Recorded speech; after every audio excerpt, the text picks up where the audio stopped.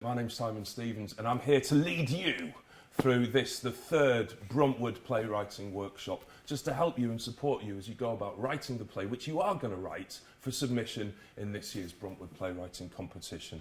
You've got a deadline of the 5th of June. That's the only thing that matters in the rest of the 2 hours, is that you remember that date, the 5th of June. Don't let yourselves down. Write your play, get them into Bruntwood, and make sure you deliver. But for the next 2 hours, I'm going to be spending 2 hours with 6 of the most exciting emerging playwrights in the Northwest, and they're going to introduce themselves to you now. Hello, I'm Ben. I'm Joe. Josh. Louise. I'm David. I'm Jane. I'm going to be working with these 6 writers, and I'm going to be looking for the next 2 hours or so at what I understand the nature of dramatic action to be. I'm going to be doing some writing exercises with them, which I'll also try and share with you. I'm going to be doing a bit of reading with them, and then hopefully, if I've not completely disorganised my time organisation, and I normally do, I'm normally terrible at time management, hopefully they'll get a chance to do a bit of writing at the end of the session and to write a scene. I'm going to intersperse the kind of examination of dramatic action with something slightly different. I'm doing something myself at the moment this year. Every day this year, I'm doing the same writing exercise. I'm doing it with the sole intention of generating new material. It might be, I hope it will be something that provides a new play for me.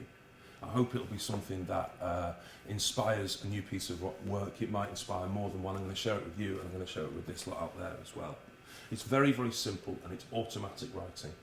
There's about 2 rules in this exercise. I'm going to kick the session off with the exercise. So there's no soft preamble into the writing bit where you sit back in these rather lovely kind of battered sofas and listen to me waffling on. You're jumping in at the deep end straight away. I'm going to explain the exercise to you as simply as I can. It's a 3-part exercise, and I'm going to be breaking the 3 parts up over the course of the next 2 hours. So we'll do one of the 3 parts at a time. All right. The first part is this. I'm going to give you 5 minutes to do this. It's going to take 5 minutes. Well, it's only going to start when I say go, and it's going to be on the camera as well, so that if people are watching at home, the 3 people who are watching at home can do this as well. It'll start when I say start, and it'll end when my alarm on my phone goes off. And the objective of the exercise is just to start kindling your brain, and just to start you thinking, and just to start you writing. I'm going to ask you to write 5 minutes autobiographically. And I'd like you to write a series of sentences of memories, and every sentence just needs to start with the words, I remember. Now, where in your life you remember these memories from is entirely up to you. It can be your earliest memory, it can be a sensory memory of your precognitive childhood, or it can be your most recent memory, the memory of the cup of tea you had downstairs in the green room. And it doesn't need to go from the beginning to the end, it can jump about in time. The second rule is that for the whole 5 minutes, you don't stop writing. So as soon as you finish one sentence, you start, I remember. And even if you don't know what you're about to say, after you've said, I remember, write, I remember, and just go and just see what you generate and see what you get out of that. I've done it every day this year. And I'm going to do it every day for the rest of the year, and hopefully it won't be an entire waste of 15 minutes a day, which when you do 15 minutes a day for 365 days, that's a lot of wasted time. But hey, we're writers, our lives are defined by the remarkable amount of times that we waste. So, I'm going to give you 5 minutes. Do you understand the exercise? Yeah? So it's 5 minutes, it's just I remember, I remember, I remember. You start going when I say start, and you finish when my alarm goes on my phone. If you've got any questions, ask them now, because if you've got questions, probably other people in the room have questions, and probably the 3 people out there might have a question as well. Is that a question, or is that you're desperately ready to go, Josh? You can't wait? Excellent. Ladies and gentlemen, your 5 minutes start now.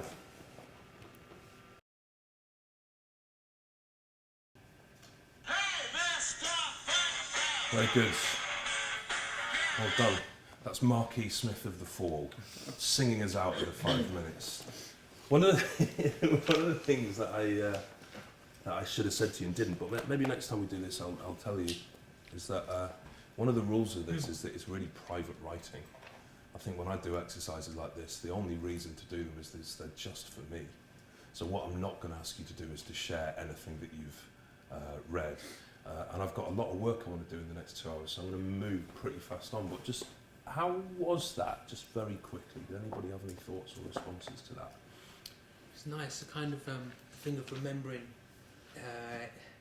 It was brilliant to get those memories, but then it was slightly constraining because in a way you kind of wanted to follow that memory. Yeah, Well, yeah. As a writer, you know you want to follow, but Yeah, go good. down the rabbit hole and find out what's there. But it dredges up a lot of stuff that you've. Did you write things that surprised you? Did you write things that you wouldn't have anticipated writing if I'd asked you what you were going to write? Yeah, it's surprising some of the memories that actually just popped into my head, things that, happened years and years ago. Yeah. That, perhaps seemed inconsequential at the time, but have just suddenly come to the fore. And do you do this type of automatic writing in your own work, when you're writing at home or writing wherever you write? Some of you do, some of you don't. Yeah.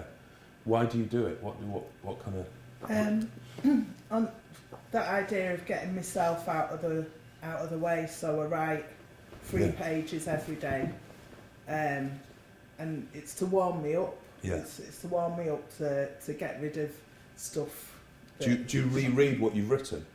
No, I've got loads of them, and I've never looked back. Because what's really surprising to me about doing this exercise is I do this every day, a little bit like you, a bit like the morning pages or whatever. And then I'm a terrible typist. I always type it. I'm a really terrible typist.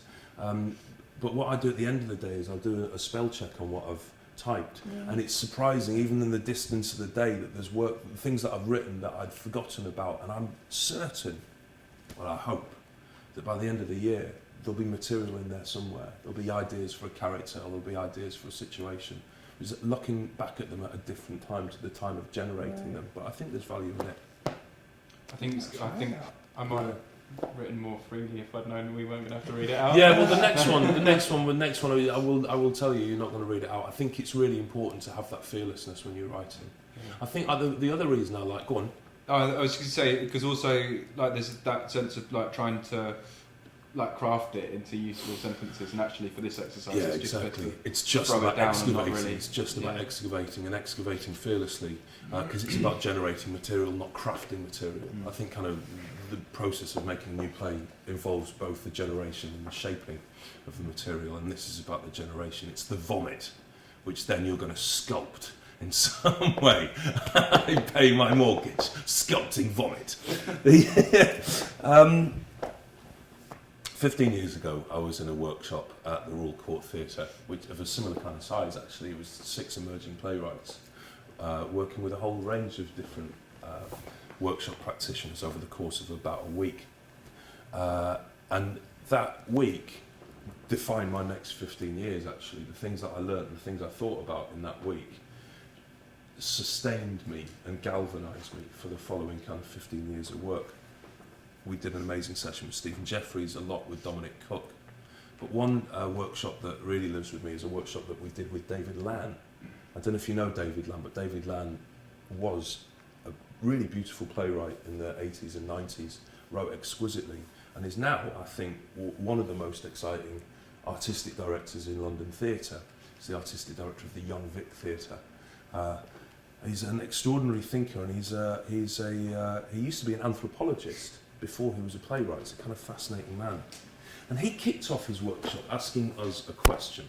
And the question that he asked us was quite provocative.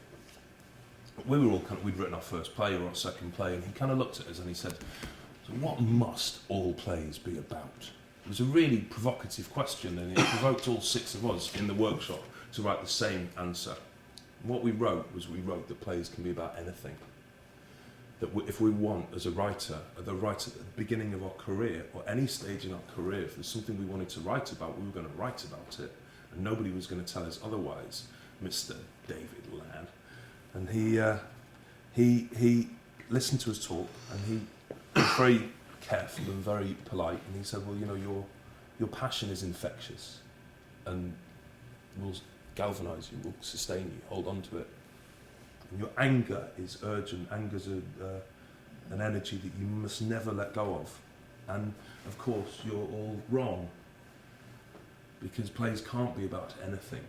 There's one subject which is essential to all theatre.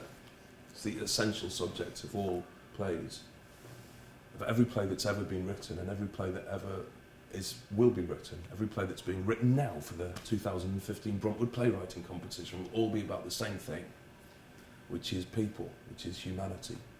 It's the innate subject of writing for theatre. It's the innate subject of theatre, is what it is to be a human being.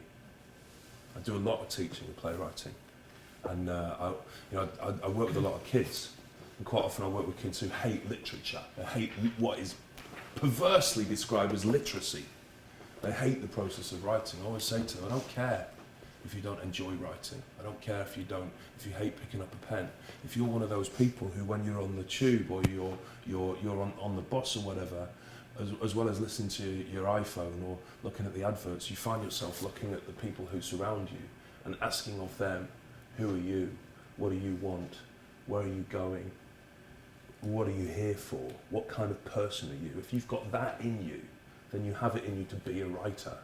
If you've got that little splinter of glass in the soul that Graham Greene talked about people and the strangeness and their peculiarities, then you have it in you to be a writer. Raymond Carver. Do you know Raymond Carver? You read Raymond Carver? Yeah. American short story writer and poet. If you get nothing else out of this workshop, yeah, and the likelihood is that when you finish the workshop, all you're really going to remember of what I've said is very little. You'll remember the way I've pulled my hand through my hair too many times and the strange way I'm sitting on this sofa, because people remember visually rather than intellectually. If you remember nothing else, write down the name Raymond Carver. He's a significant American poet and short story writer. He said the most beautiful thing about writing. He said you don't need to be an intellectual to be a writer. You don't even need to be the cleverest kid in your class or the cleverest kid on your street. All you need is the capacity to stand and stare open-mouthed in wonder at the world. And I think what you need to be a playwright is the capacity to stand and stare open-mouthed in wonder at people. I like that very much. And I like this next question very much as well. This is a question that I've asked every workshop that I've ever taught in.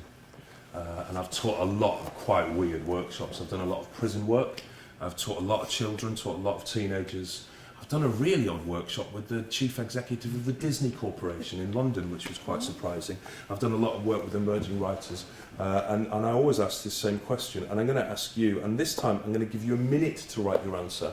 And this time we've not got an exciting slide on the camera. So you're going to be watched writing by the entire world. The entire world will be watching you for the next minute as you're writing your answer to this question. And it follows on from this observation of David Land's. The question, my friends, is this. What is the difference between human beings and other animals? What's the difference between human beings and other animals? And your minute starts now.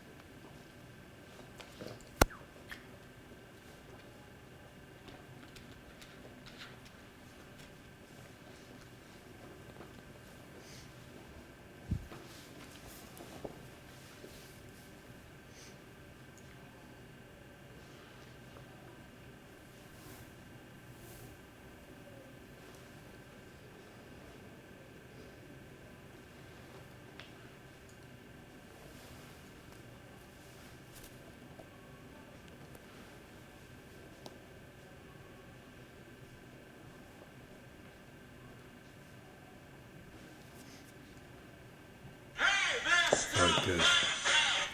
It's just something that makes me tremendously happy about the voice of Mark E. Smith. I return to it constantly. So, this time we are going to read out what you've written. And normally when I do this in workshops, I kind of, being a good, well-trained Institute of Education trainer, a teacher, I get people to break into small groups, but I don't think it's going to work on the internet. So I'm just going to hear from all of you.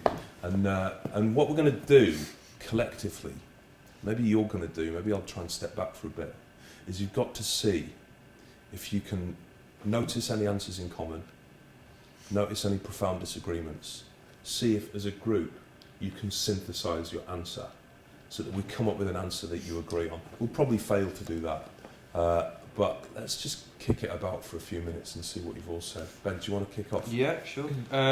So I wanted to steal a line from my friend Laurie Evans from X Collective, who said in a recent show, when are we going to realise that we're just animals with weekends? So that was my first answer, was weekends. But that would be dishonest to steal her line. So I then wrote our capacity for premeditated cruelty, cynically, and our ability to send ourselves from the present into the past and the future.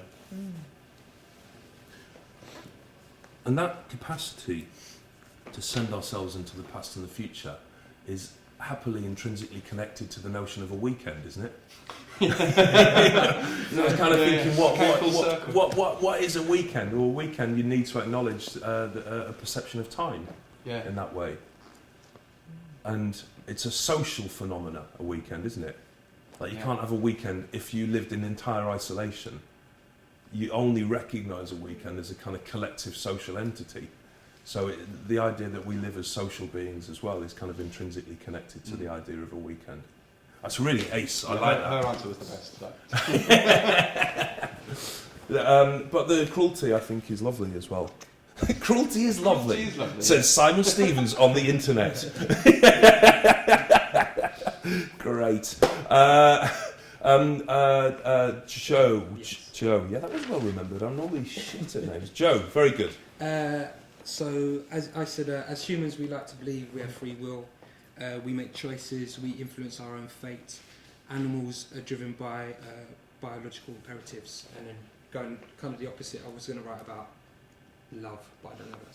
That's, as opposed to cruelty. But yeah, so that's what I had. Yeah. I quite like the introduction of love. I think that's very good. I'm just going to let you all talk, actually. I'm going to stop talking. Which would be a first. Josh, what did you write? I only said one word, and that's morality. Why did you only say one word? I felt that I did start to write other things and then try and say something that's maybe a little bit amusing or profound, but then I think it all just boiled down to morality. And what do you understand morality to mean? We have the concept of good and bad. We think that recycling is a good thing, right, as opposed to just disposing of our waste on the floor. I mean, that's a very simplistic. It's the capacity to make judgment on our behaviour, and to kind of agree on the ethics that underpin that judgment. Mm-hmm. So, if one person thought that recycling was bad, the likelihood isn't that then recycling will become morally bad, because you need agreement on some things like that. Yeah. And the agreement shifts and changes over time. There was a time when nobody even thought about recycling. So it's a collective sense of goodness and badness in behaviour. Yes. Go on. Collective and it's individual as well. Right. Because you need to engage in it yourself as an individual. You need to interrogate morality. Yeah. Yeah. I like its relationship to the notion of cruelty and love as well. Because I think surely cruelty and love, there's a deeply kind of like moral centre to that antithesis, isn't there? Is there a morality in that? Yeah, that we would say that cruelty is bad, and when animals are cruel, we wouldn't say that was bad. We'd just say, that's, because they don't have a consciousness. Yeah. You wouldn't imagine that. You wouldn't accuse an animal of cruelty, would you? No, except for killer whales. But I no, go on, Judge. Yes. So I wrote the ability to hate, and Great. then I had to write /love because I believe hate and love are on the same line. But that goes against why I wrote the answer in the first place, because I think like a dog can love unconditionally, and like a lion can fiercely protect its cubs. But for an animal to actually hate something because it's a bit pissed off, right, or because it has something bad done to it, I just couldn't find an example in my head of all the Attenborough programmes I've watched where an animal acts out of hate. Have you watched an awful lot of animal programmes? I have to waste time, like you say, all the artists do. So was that your final answer? Did you write anything else? Because we may as well go because you jumped in. We'll jump to you. Yeah, no. Then as people were talking, I just circled ability, because it just seemed like everyone was leading in with the humans have the ability to, and I just thought we're just more able than animals. Where do you think that ability comes from? Where do you think that heightened ability to either hate or to love, to be cruel, to construct and engage in moral decisions, to make choices? Where does that come from, that ability? The size of our brains. Right. Yeah. Right. I read a fascinating thing about, I might come back to that, I heard a fascinating thing about, it's the size and the shape of our brain. It's really interesting. Louise, what were you... Humans have the ability to swap gender, so like a woman can be a peacock if she wants to be. What do you mean by gender? Well, just you know how like you get birds and you get like, is it the bowery birds, and they're male, and Yeah. the male bird sets the stage and creates this wonderful, fantastic stage. Or a robin has a red breast, or Right. a peacock has all the, you know, the male birds always have all the fabulous colours, and the female birds, you know, always look a bit miserable like. So, whereas... Is that true? Well, from what I've seen off Attenborough, yeah. And, you know, just observing nature. Yeah. But, like, but Yeah. in the human world, if a woman wants to be the peacock and wear all the pretty colours, or set the stage, she can. So what you're saying is there's a distinction between, and correct me if I'm wrong because I might be wrong about this, there's a distinction between biological gender and cultural or social gender, yeah? I would think so. Yeah, and that, like morality, is agreed on or can be challenged and can be provoked Subverted. and can be subverted, and so that I like that idea. I like the idea that what the human can do is agree with these kind of social kind of collective ideas and then subvert them to push them forward, interrogate them, keep interrogating them, keep interrogating them. That's really fascinating. Fascinating to me. Honestly, I could have this conversation all day. It's like it's much more interesting than talking about playwriting. Louise, go on, sorry. Humans can choose to inflict pain, cause war, and willfully destroy their environment for fun, or just because they can, and repeat the same mistakes. Yes. But they also have the capacity to display the utmost compassion. Great.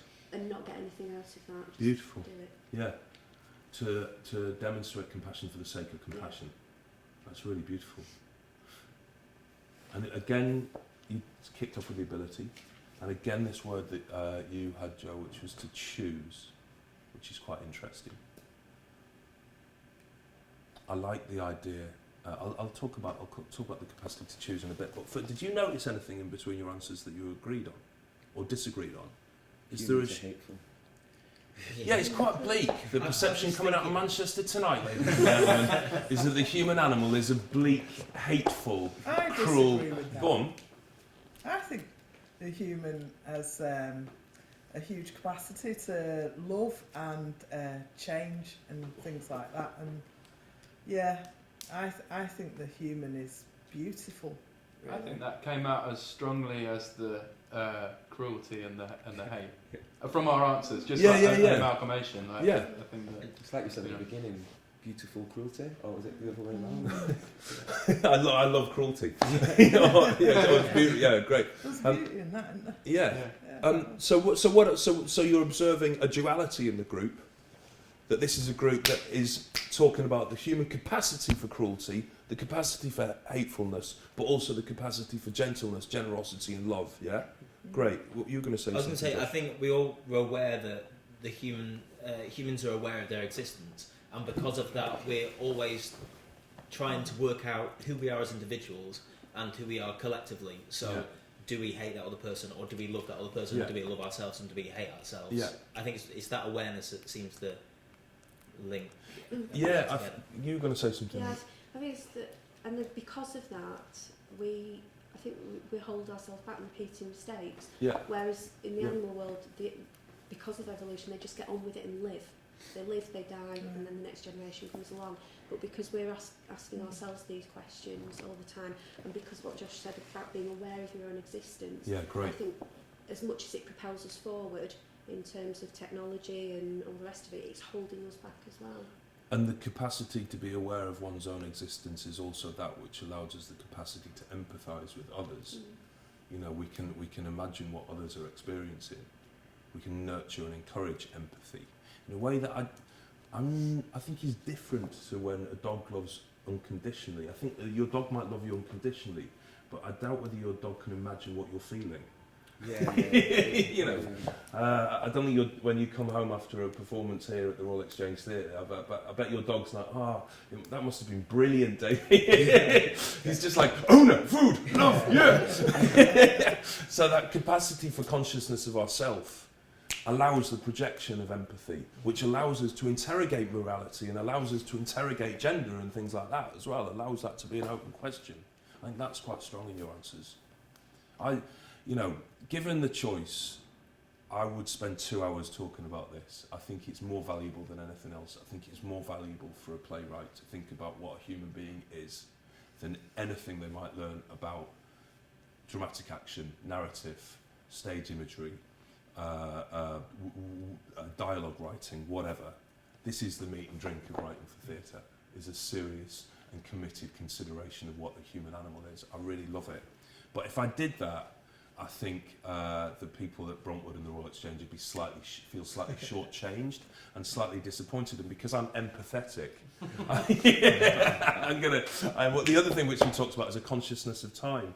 I'm going to move on a little bit. What I always notice when I've really done this conversation with like loads of different people, and I've done it with lots of different types of groups. And what I always notice is it's partly because I'm quite stupid. Actually, because I'm quite stupid, what I love about this question is I don't know the answer. There's no point, is there? There's no point in life, especially for artists, but actually for anybody. There's no point asking questions that you know the answer to. What a pointless question to ask. You know, the only questions worth asking are the ones that you don't know the answer to. And I love this question because I don't know what the difference is. I'm not a biologist or a zoologist or an anthropologist or a theologian. Or a philosopher even, really. I'm tremendously badly read in all manner of fields. What I notice about doing this is that the groups I ask this question to, rather than telling something that is truthful, say something that reveals the makeup of the group. Yeah? So when I did this, for example, with the chief executive of the Disney Corporation, what he said was that the human is the top of the food chain. And you kind of think, you know, on one hand he's right. There is no other animal that preys on the human as its basic diet, as a staple diet. There's no other animal goes out for a human sandwich. But on the other hand, you kind of think, you're the chief executive of the Disney Corporation. Of course you're going to think that the human is the top of the food chain. Every answer is reflective not of anything true, but of the truth of the group. One of my favourite ever answers to this is a beautiful answer from a 10-year-old kid. It's the closest I've kind of come to an answer where I just thought, yeah, that's right.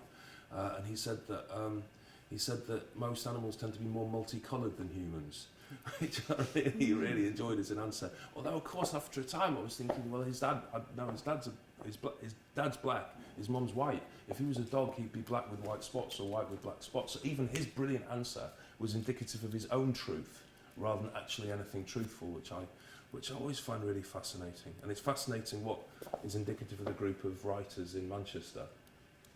An interest in the capacity for hatred and cruelty, and the capacity also for love and looking fabulous. Yeah. Exactly. So, an understanding of the social nature of being human and what that does to the internal sense of self. Yeah, the intellectual nature of being social. I think it's quite nice. What's interesting though about writers is that none of you talked about anything physiological. So not really. You all talked about the brain. You all talked about consciousness. Nobody talked about opposable digits, for example, which is a really fascinating thing. When the dolphin gets opposable digits, the human race is doomed. The capacity to manipulate tools, which means that we can create symbols, we can write, you know, or we can change our environment. So as an animal, when it gets cold, we can make it hot. When it gets dark, we can make it light. When it gets too hot, we can make it cool. That's because we can do that. I did think about them things though, But you didn't write them down, man. my vast polar bears heat themselves up and Right, hibernate and right, right. monkeys crack nuts. But the opposable digit is it gives us perhaps a slightly heightened dexterity for doing something a little bit. Maybe it's just a kind of heightening of that instinct. Yeah. It's fascinating that the human animal is an animal that lives in more areas of the planet than any other mammal.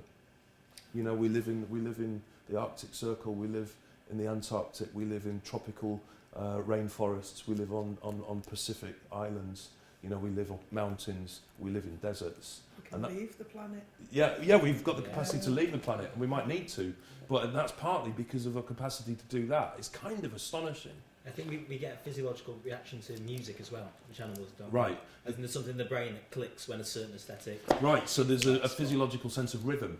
Yeah. Which is quite nice. None of you talked about having two eyes in the front of the skull, walking upright with four limbs of roughly equal length, the capacity to run for pleasure. I liked an answer that somebody gave me once was about, you touched on this, the extended frontal lobe of the human, which is the area in the brain which neurologists have identified as being the source of consciousness. If you look at this part of the skull of any other primate, if you look at the skull of a chimpanzee, look at the skull of an orangutan, you look at this part of the skull on the Homo sapien, it's bigger. And this part of the brain, it's not necessarily that our brain's bigger, because there are animals who've got a smaller brain than ours, but this part of our brain is particularly extended. And neurologists have suggested it's in this bit that our sense of self comes from. And that's what's fascinating to me. It's also as a tangent, I read one time that the root of the extended frontal lobe was like several 100,000 years ago.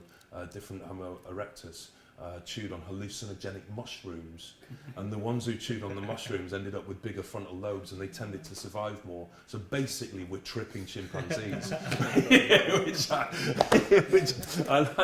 quite like that. That and Raymond Carver. That's all you need to worry about. the Bill Hicks explanation of evolution. I mean, what? Like, I'm not. As I said, you know, I'm not a biologist. I'm not a zoologist. I don't really, to be honest. I don't. It's not true. None of this is true. Nothing I say is true. This is all wrong. Internet, I'm sorry, this is all wrong. But I am a playwright, and I asked the question not because of any biological truth. No, you're a very well-behaved group. Apart from you, you're a bit cheeky. But normally when I do this, somebody goes, "I've got a cat who grieves," or I've got a hamster that spends money," or communicates symbolically. I'm not really interested in other animals. I'm interested in considering what the human is. And for me, you know, as a playwright, I think this question has sustained me for a long time. I've asked this question for 15 years and I don't know the answer. What fascinates me, what I'm drawn to as a writer again and again, is the nature of human consciousness. That we're aware. It's not just that we're aware of ourselves or that we're aware that we exist, but we're conscious of our consciousness. It's not like other animals don't know they exist. You know, other animals feel pain, other animals feel fear. But what other animals don't do is they don't reflect on their fear. And I think it's this consciousness of consciousness that sits under our capacity for cruelty, our capacity for love. It sits under empathy, it sits under our capacity for language, it sits under our capacity to defy social structures. Because there's no point defining social structures unless you know what other people are going to do in response. And the positive and negative, the deliberate political provocation of a bloke wearing a dress or whatever. Yeah. Mm-hmm. It's a deliberate political provocation. That's because you're aware of others' awareness. You're conscious of consciousness, and you're conscious of your own consciousness. For me, this is the essence of human behaviour. It's the essence of human behaviour. You know, it's the key difference between human beings and other animals. For me, it plays out on two axes. The axis of time and the axis of space. To a remarkable degree, man, we know where we are. To an incredible degree. So my cat, he knows whereabouts to go in our house to get fed, where all the beds are that he can have a nice sleep on, where he can go to avoid the children when he wants to avoid the children, or go and find a child when he wants a nice tickle or a cuddle, and where the neighbours who'll give him chicken are as well. Yeah. But he doesn't know that he lives in the East End of London, which is the capital city of England, one of 4 countries in the archipelago of the British Isles, in the northwest corner of Europe, in the northern hemisphere of the planet Earth, which is the 3rd planet away from the Sun in this particular solar system, which is one of several billion solar systems in the galaxy known as the Milky Way, one of several billion galaxies in the known universe, which may be one of a limitless amount of universes in what might be described as a multiverse. But I do know that, and you know that, and that understanding of where you are is utterly staggering. The human animal's sense of where it is shattering and fascinating to me. And further, we know when we are. Our capacity to remember is more profound, I think, than other animals because we can inherit memory symbolically. Yeah? So we can remember not just our own experiences, but because we've got language and we've got writing, we can inherit the experiences of our parents and our grandparents. The only mammal that lives to be a grandparent, the human being. Most dogs will die when they're young at a breeding age. Why does the human animal survive to be grandparents? Because it's really useful if you can communicate linguistically. You run out of water, what do? You go and ask the person who was there the last time the tribe ran out of water. And if you can do that, then you can keep telling stories, you can keep survival going. Our capacity to remember, not only from our parents' past or our grandparents' past, but to imagine the past of our species. You can imagine what life was like before humans existed on this planet. That is mental. No dog can do that. You can imagine the formation of the planet Earth and imagine the formation of the sun. That capacity to remember is extraordinary. But more than that, for a playwright, for a dramatist, I think it's the capacity to imagine our future. Specifically, we know that we die. I think specifically our understanding of mortality, to me, has sustained me for 15 years. It fascinates me intellectually and it nourishes me as a dramatist. Our understanding of our death. Because we die, because we understand that we die, we very much want to edit, control, inform, mould our lives before we do. Yeah? We want stuff. And for me, desire is the essence of identity. We are defined by what we want. I think you guys talked with Bryony, didn't you, about the spelling of the word playwright? Yeah? Yeah. I love that. Beautiful. It's really beautiful. I was making my living as a playwright before I knew what the word meant. I laboured under the delusion that it was some kind of spelling mistake. From like when Samuel Johnson got drunk when he was making the first English dictionary in some boozer in Southwark, and he wrote the word down wrong, and somehow it stayed. Because why would you spell right with a GH? What on earth is that about? It doesn't stem from the verb to write, is the point. If you speak to somebody who's got English as a second language, you tell them your job, they might describe you as a playwrighter. They might say you're a playwrighter. And it sounds weird, doesn't it? But you wouldn't say I'm a playwrighter. But actually, just for somebody for whom English is a second language, that's the logical thing. Why the hell isn't it a playwrighter? And it's because the noun, write, in the compound noun playwright, does not stem from the verb to write, but stems from another word, which frustratingly in the present tense is also pronounced to write, but in the past tense is pronounced to wrought. We're not writers, we write. We've not written any plays, we've wrought them. Just as a shipwright has wrought a ship, or a wheelwright has wrought a wheel, or a cartwright has wrought a cart. So playwrights have wrought plays. Your work as a dramatist, as a playwright, is not linguistic. It's not about creating beautiful sentences or writing good jokes. It's not about word choice. The work of the playwright is not literary. We're not literary people. We're theatre makers. We're people of theatre. Our work is not to write language, it's to map behaviour. Our subject is not what people say, it's the stuff that people do as they try to control their lives under the shadow of the inexorable, of the knowledge of their own inexorable mortality. Because we know we die, we want stuff. We confront obstacles to those desires. What do we do to overcome those obstacles? What do we do to get what we want? That is your subject. we've all had the experience of writing the best speech that anybody's ever written in the history of 21st century drama, and then looking at it the next morning and it's just garbage. And it's because speech is not a product of language. And you'll know this as an actor. You're an actor as well, Joe, yeah? I've done it. You've done acting, so you know what it's like as an actor on stage to have speeches which don't actually do anything. Yeah, the subject of the playwright is not to write sentences, it's not to write speeches, it's not to tell jokes, it's to look unerringly into the heart of their characters and ask of them, what do they want? What's stopping them from getting what they want? And what do they do to get it? And that last bit, what they do to get it, for me, is dramatic action. The things that people do as they live under the shadow of the knowledge of their own mortality and try to live a life.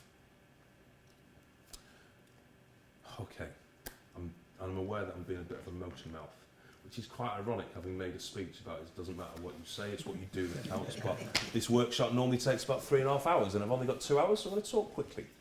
I want to illustrate that with a little exercise, which is slightly exposing. I'm going to ask you to write down 3 things that you want. But they're going to have different timescales, and they come with different caveats. And people who were I think probably the 2 people left watching on the internet, one of whom is my mum. Try this if you want, I think. But what I would say to you, you 6, is that the first caveat is you are going to share at least one of these 3 things, all right? So this isn't an exercise in therapy, and it's not an exercise in confession. It's not an exercise in therapy or confession when I do this without the internet there, and it's certainly not an exercise in therapy or confession when the internet is there. So police your answers, yeah? There's going to be different time scales, and I'm going to ask you to also try to make your answers as specific as possible. So the first thing I'd like you to write down is something that you want before you go to bed tonight, that you could realistically get before you go to bed tonight. Something that you want that you could realistically get before you go to bed tonight. And what might stop you from getting it. And write that down now, please.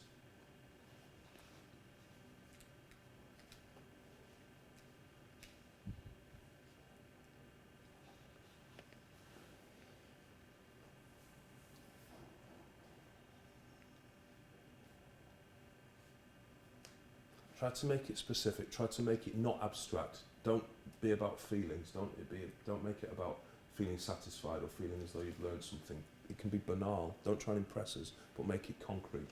So a nice cup of tea is better than a sense that I'm loved, because the dramatist deals with the concrete. Yeah. So make it concrete. Second thing that I'd like you to write down is something that you want by the end of the 17th of March 2016. So exactly 1 year's time. Now, for the writers and actors and other theatre workers in this room, you're not allowed to give an answer about working in theatre. Yeah, you're not allowed to do that. You can't say to have my play on, to win the Bruntwood. What else is there? So it'd be more interesting than just about theatre. Something you want in the next 12 months that is truthful, but not confessional or therapeutic. I quite like the idea that somebody misses that point and they write something really confessional and it's actually illegal and then they get arrested and this is evidence. That would be ace. Does it have to be concrete? Or can it be Keep it concrete. And the longer, the broader the timescales are, the harder it is to keep it concrete. But you know what? That's one of the hardest things about the playwright's work, about the storyteller's work. Do you have to include something that might stop us getting it? Yeah, do. Include something that might stop you from getting it as well. Great.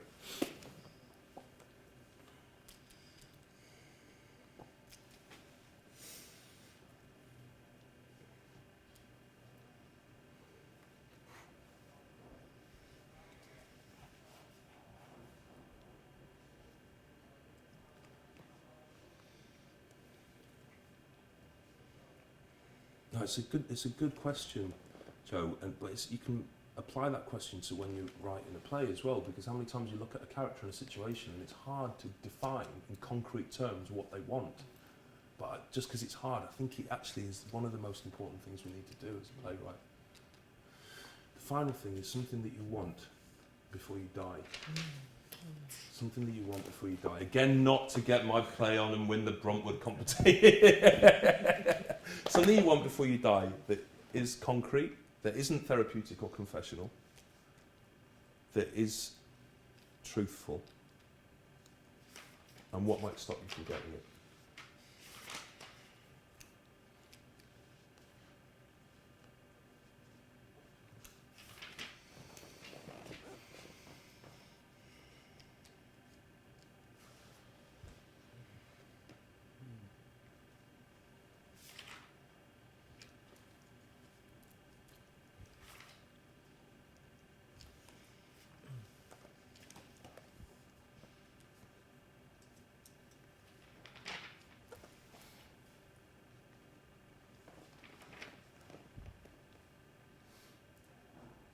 Okay, you're done? You're done? You two are done? You're done? Great, thank you. So this is what we're going to do, we're going to share some of these. And you two are going to share the things you want before the end of the day. And then you two will share what you want by the end of the year. And you two will share what you want before you die. If you want to hurriedly change it, you can. Nobody will notice. Nobody will notice. Change it now with my pleasure. It's absolutely not a problem. All right. Let's just listen to these two things. So before I go to bed tonight, I would like a cup of tea. Chances are I'm not going to get it because I'm probably not going to get in until after 11 tonight. And you can't drink a cup of tea after 11 o'clock at night. That would be insanity. Absolutely. Be insane. Is there a particular way you like your tea? Yes. How is it? Strong with a drop of milk. Builder's tea. It's a great Daily Mass joke about how builders say we never actually call our tea builder's tea. It says no builder has ever referred to tea as builder's tea. But yeah, nice cup of like PG tips, tea bagging for ages, splash of milk. But after 11 o'clock, that would be mental. Yeah. Great. We're too racing in our house. David, did you get something? Yeah, a conversation with someone I want to spend more time with. As opposed to me, mate. Excellent. I'm not going to ask you to be specific about the person you want to spend more time with. But I'll tell you what, something right, okay, so a conversation with somebody I want to spend more time with. What would stop you from that? That person not picking up the phone. Oh, man. Them not answering. And a cup of tea, it being too late. A cup of tea, it would be too late. 9 words, yeah?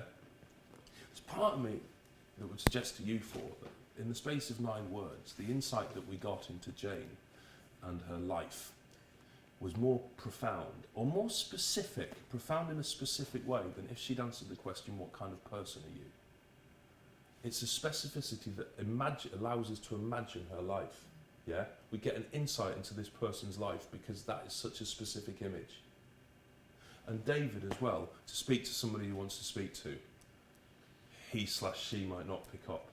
Yeah, it gives us an insight into David now, David into his situation, which actually demands that we use our imagination. It demands that we use our empathy.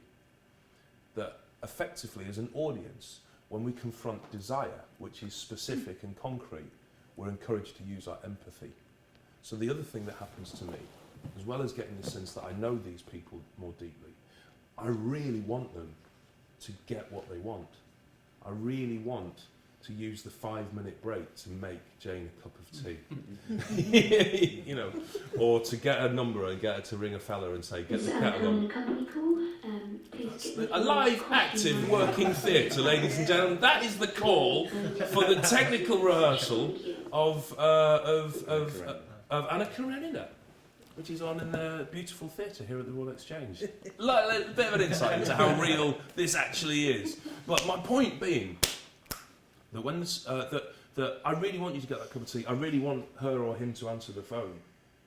There's no reason why I should care about whether this person, especially given the inferred slight in it, there's no reason why I should care that David's imagined other answers the telephone, but there's a part of me that does. And there's really no reason why I should care if Jane gets a cup of tea or not. I've never met her before. I might meet her again. It's a small world theatre, but I might not. And if I do, the likelihood of me remembering, did you get that brew, it would be so slender. So two things happen, yeah, when you confront desire, which is specific. You recognise yourself in the other person, and subsequently, you empathise with and share their desire. Does that happen to you, or am I just making this up in my head? Yeah, I think it does. Yeah, definitely. Yeah? Yeah. Let's see what happens when you extend the timeline a little bit, when it's harder to keep it specific. But let's see. Louise. I want to travel to South America and travel up and down on a train, down the continent. The things in my way are money and possibly that there is no train. That does the entire span of the Yeah. That's a beautiful answer. Thank you very much. Josh. Mine was to go up to the Shetland Islands to see my family, and that the whole of our family gets there together. That's really brilliant. And the likelihood of that happening is very slim because everyone's so busy and lives around the whole UK. So, I mean, I thought they were wonderful answers. And for me, those two things were even deeper then, yeah? I got a deeper insight into who these people are and their lives, and I really wanted them to get it. Did you get that? Or is this, yeah? Let's see what happens when you extend it to an entire lifetime. It's harder to keep specific. My wish was to be financially stable to some extent, and the thing in the way of that was being a playwright.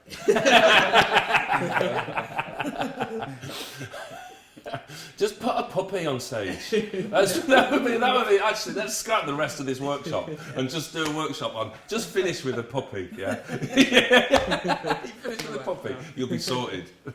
It's a lovely. So to be financially stable, and it's the tension between financial stability for yourself and other people that might involve, and a commitment to pursue the working life of a writer, which is the work you want to. The work you want to live, the tension between your work and your life. Yeah? It's beautiful and profound, I think. Right, this is a bit vague, but keep it specific, man. I think I can make it more specific. So I wrote, before I die, I want to have learned how to be alone and how to be with others. Right. So how would we make that specific? I think I was like, well, what's stopping me from that? I was sort of being distracted. Is what's stopping me from that. So before I die, I want to have learned how to not be distracted. How to turn your phone off. So I mean, to make it more specific, I was thinking you may go and live in a monastery for 6 months, or to force yourself to turn your iPhone off for 6 months or for 6 weeks. It's a really interesting example because the frustration with it is getting it specific. Now, when you're conceiving your plays, I would suggest to you that your work, if your work involves the consideration of the desire of a character, not because Aristotle says that you need to, or because David Mamet says you need to, or Robin McKee, or Max Stafford Clark, but because being human is being conscious of time and so having desire. If that's your work, if we can get a scene from somebody wanting a cup of tea but being 11 o'clock, you can get a play from these stories. You can really get a play from these stories as long as they're specific. So when you're conceiving your plays, if you ask of the characters at the heart of them, what does my character want before the end of the day? What do they want before the end of the year? What do they want before they die? And you can force yourself to be specific with that, then the likelihood of that generating story, generating narrative, generating plays becomes more acute, I think.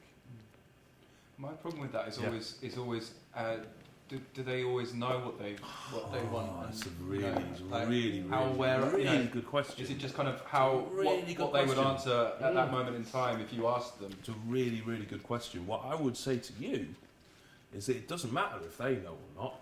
What matters is that you know. That's really important. You're manipulating the material. The writing process isn't just an instinctive response to the writing exercise I'm doing with you, and we're about to do another one, are instinctive responses. But the writing process is about shaping that instinct. And in order to shape it, you need to marshal it. You're not a writer, you're a write. So your characters may well not know. In fact, you could deliberately make your characters not know, or you could even better deliberately have your characters think they want something which is totally opposite to what you know they actually do want. But what you can't do is make a play at any draft. The final draft of a play is to make that play and not know the answer to that question. Sometimes it takes a long time. Sometimes it takes 12 drafts, 12 maddening drafts of meetings with literary managers, and they'll always at some point say, yeah, what do they want? Sometimes, one thing you could do is take responsibility for knowing that before you deliver your draft. I remember doing a reading of, I used to write not thinking about any of this stuff. My first professionally produced play is a play called Bluebird. It was actually my 8th play. And the 7 plays before that, and Bluebird and the subsequent play, Christmas, were written just not knowing, just had characters in rooms and had them talking to each other.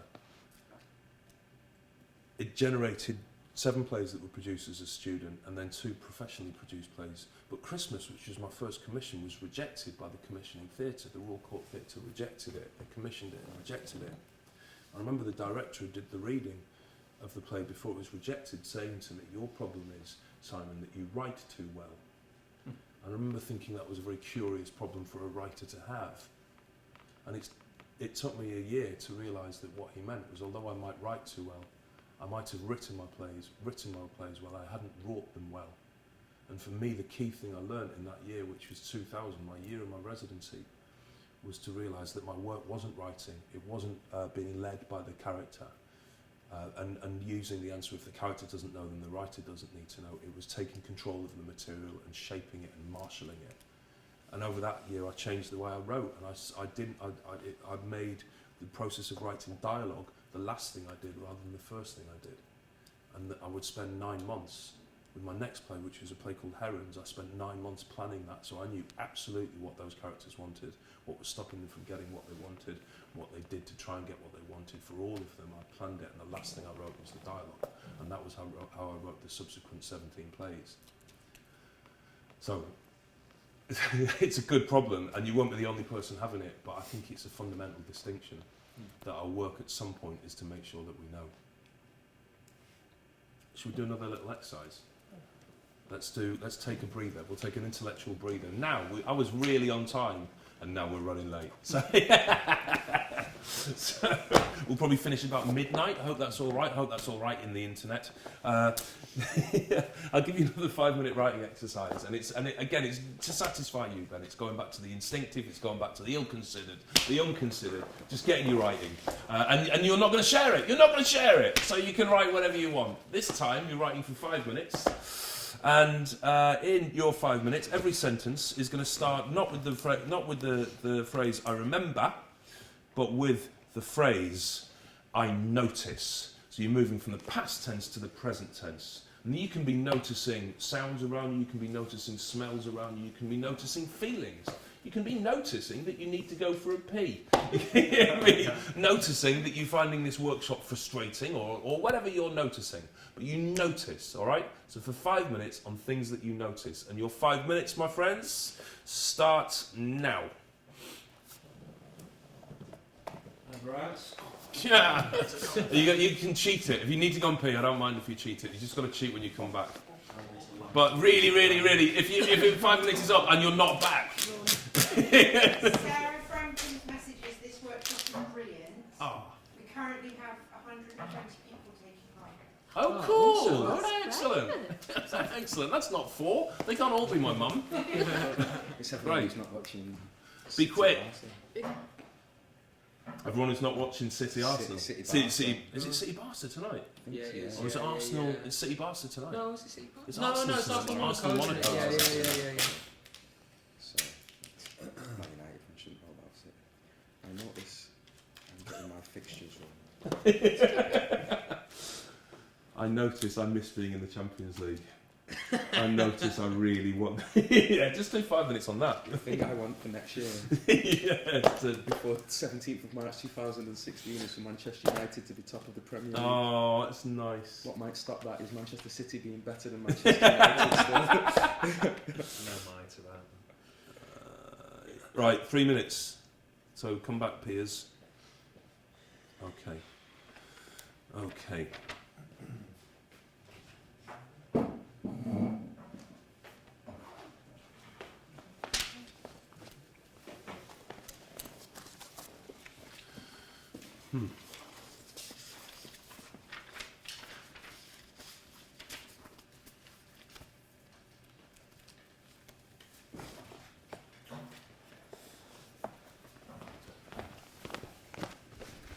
it'd actually be quite funny if Louise wasn't back.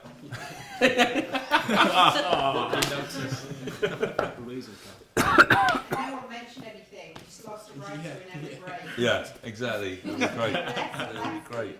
Well, last night, when I thought it was, there was Lee Scratch Perry on, so I thought, so I was going to like come in and then just take off, because Lee Scratch Perry and Simon Stevens on.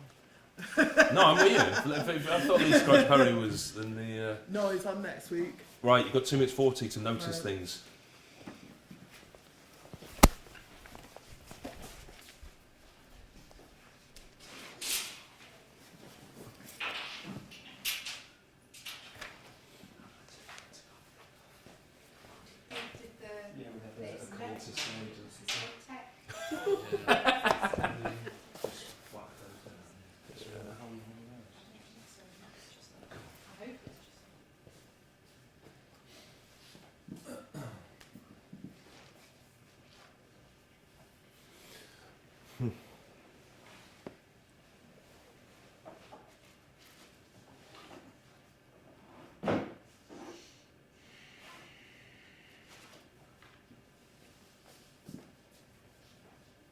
How many submissions does the Bruntwood get? How many did he get last year? About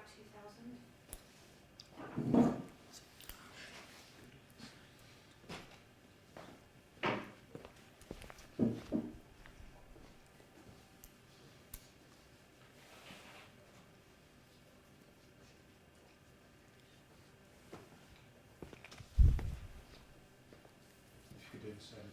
Yeah, I'll give you 10. Yeah, for sure.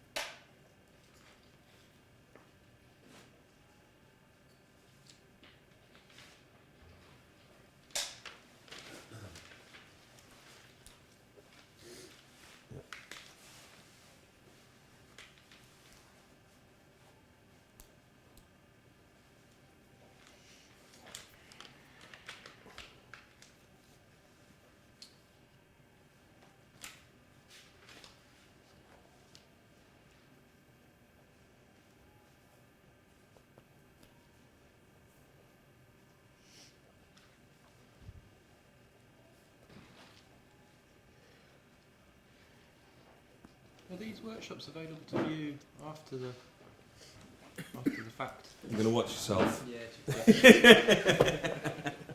All right, so 15 seconds, 14 seconds, 13 seconds, 10 seconds.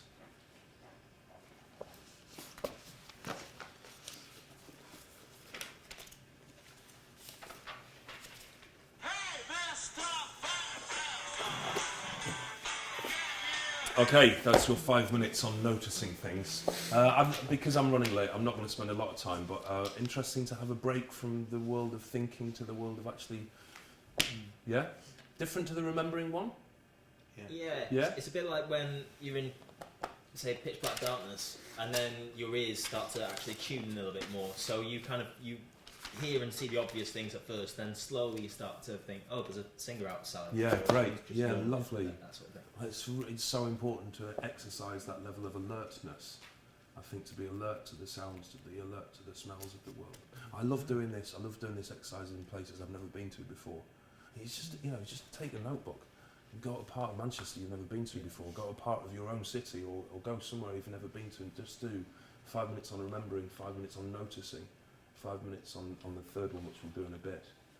But the noticing one is great if you're in a place you've never been to before, and material will come out of it. Eventually, material you can use. I'm going to do a bit of reading with you. You've all got excerpts of the last play that I done in this theatre, which was a play called Blindsided. It's slightly nerve-wracking reading my own work in front of you six and my mum watching on the internet. But I thought I'd use it just to apply. See if we can test some of this, or examine how I might have used some of that thinking into the making of the first 2 pages of Blindsided, the first 2 pages of the first scene. So I want to read it, and I want to read it with you. And what we'll do, well, we'll read it as a group actually, and what we'll do is if you take the first line, and you take the second line, you take the third, and you take the fourth, and I'll take the fifth, and we'll keep going around the circle until we've read the first 2 pages of the play. And by a line, I mean the stuff that one character says before they stop talking and the next person starts, yeah? Which is normally pretty legible in this script. You might want to watch on page 2 when Kathy has a pause between her 2 lines. That's 1 line, yeah, that's not a new speaker. So I'll read the very few stage directions, because I tend to write very few stage directions nowadays. Scene 1, John Connolly and Kathy Hare outside the front of her house. What are you doing? What are you doing outside our house? Are you completely deaf or something? No. Why are you standing outside our house? I'm delivering pamphlets. You doing what? For the Conservative Party. Have you thought about who you're going to vote for in the next election? Are you being serious? Don't I look it? You don't exactly look like a politician. I'm not a politician. You're not exactly dressed like a politician. I'm not a politician. Can we count on your vote in the next election? You look more like a psychopath than a politician. Flipping heck, I'm not a psychopath either. You look like a serial killer. You look really strange. Thank you. You don't talk like a politician either. A politician wouldn't say flipping heck, not right to somebody's face.